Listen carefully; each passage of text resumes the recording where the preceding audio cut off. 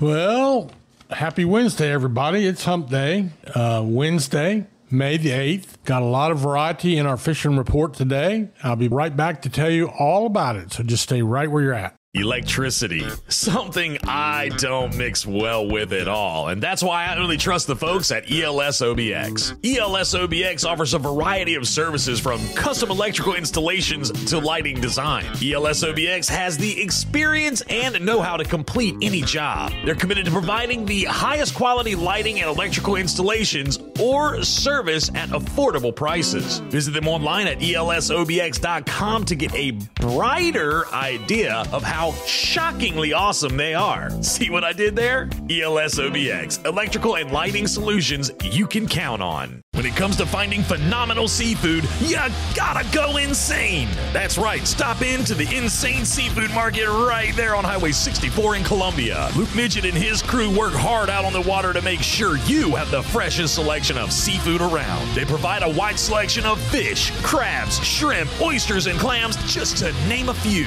Insane Seafood has a hot bar to satisfy that seafood craving right on the spot. Visit them online at insaneseafood.com and like them on social media. Go insane at Insane Seafood Market, Highway 64 in Columbia. All right, so the variety is the spice of life. That's what they say, and that's sort of what I'm finding in our offshore catches. Kind of choppy down off Hatteras today. I think Rom on the release might have been the only boat that got all the way to the blue water, and he had a good catch of some mahi. He had some dolphin in the catches. He also had some blackfin tuna, so he made a day out of it. And then a lot of the boats stayed up inside and did some king mackerel fishing. They had very good king mackerel fishing, so it's just one of those things. You tough it out, you make what you can make, but if you can go out and get a limit of fresh king mackerel, that's a good day. But I didn't hear a whole lot about the drum bite that's been going on outside the inlet and inside the inlet today, but that doesn't mean they weren't down there. I just couldn't find anybody. I didn't start looking until after closing time, so I was a little bit late on that one. At Oregon Inlet, I know Brenner Parks had a great day today on the smoker with a limit of yellowfin tuna. He had a big eye tuna, roughly 120 pounds, something like that in the catch. And I think I saw his catch with some tilefish in it. Brenner loves to make a drop for the bottom fish, and we'll see a lot of that to supplement catches. Plus, a tilefish, man, it don't get much better eating than that. So with the blue marlin bite that's been going on, fishing's pretty good offshore right now. It's not that kind of fishing where I say you better get on a boat and go, because one day it's hot, like the day Brenner had today. The next day, they can't find a tuna, as the fish are just totally moving around a whole bunch. So we'll see what happens. But when there are big eyes there, and they're running from, it's the second largest of the tuna we catch. When that's going on, and then you also have a occasional blue marlin come in the baits. Both of those are bucket list type fish to go out there and catch. Anything else you catch is just something to throw on the grill. So keep all that in mind. Closer to shore, they've been doing some bottom fishing in all the fleets, Ocracoke, Hatteras, and Oregon Inlet. They're catching sea bass, beeliner snappers, amberjack, and tilefish. So we got a little bit of variety, and all of those are really just about everything you catch outside of 3 miles is hard to beat when it comes to eating quality. And by the way, we're getting busy enough now with these charters, inshore and offshore.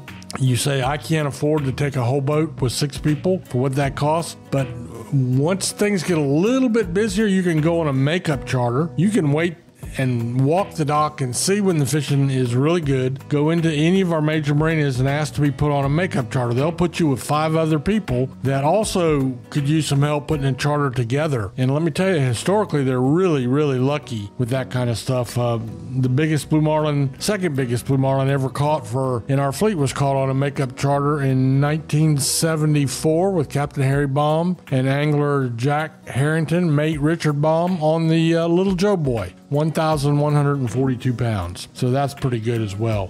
What else we got? We got to talk a little bit about surf and pier fishing. Been a few sea mullet around. If you're on the right pier on the right day, you can fill a cooler up with them. Also, the drum bite has been good. Puppy drum, yearling drum, and occasionally a big drum.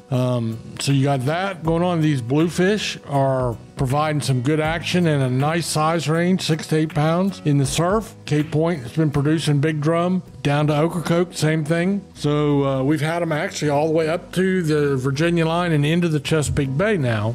So I would say if catching a big drum is on your bucket list, this would be the time to go do it. I'll be right back to tell you about the surf fishing that's going on, and just stay right where you're at. Red Drum Tackle in Buxton is the oldest complete tackle shop at Cape Hatteras. And being the closest tackle shop to Cape Point, Red Drum Tackle has been welcoming fishermen to Hatteras Island with a wide selection of bait and tackle, skilled custom rod builds, rod and reel repair, expert knowledge and information since 1974. Red Drum Tackle knows how, when, and where to fish. To acquire this fishing brain power, visit them online at reddrumtackle.com. Red Drum Tackle, the oldest complete tackle shop at Cape Hatteras and the closest to Cape Point in Buxton. One thing I forgot to mention just ahead of the break was the cobia fishing. I mean, we got a big cobia tournament starting this weekend, going on this weekend, and the cobia are out there. Hopefully it'll be calm enough where they can see a good sunny day where they can see the fish on top. Although I do believe it's supposed to cool off a little bit. That means to me like a northeast wind. So, but the cobia showed up just in the nick of time. They've been caught a few off the piers, off the boats. I don't think I've heard of one caught in the surf yet, but cobia fishing, that's sight fishing, really, really exciting. And there again, another really great fish to eat. I love them. You know, there are some people that think they don't love them because of the texture, but I'll take a cobia, throw a piece of that, marinate it up in a little Italian dressing, throw it on the grill. That's some good eating. Back in the sound, nothing to report other than a medium fair bite on speckled trout and puppy drum and bluefish. And that's been going on each and every day. It's consistent, but you got to get out there and work your sloughs, find the places to go. Sometimes it can light off and be really good. Also, the sound is full of these bluefish from 1 pound to 6 pounds, and they're roaming around. You know how they do. They rove all over the sound. And when you get in them, it's a hog killing. So got that going on. There's plenty of stuff to catch. There's plenty of stuff to eat, and you know what? You're not going to catch them sitting at home watching it on TV. So go out and wet a line. Thanks for dropping in, joining us today.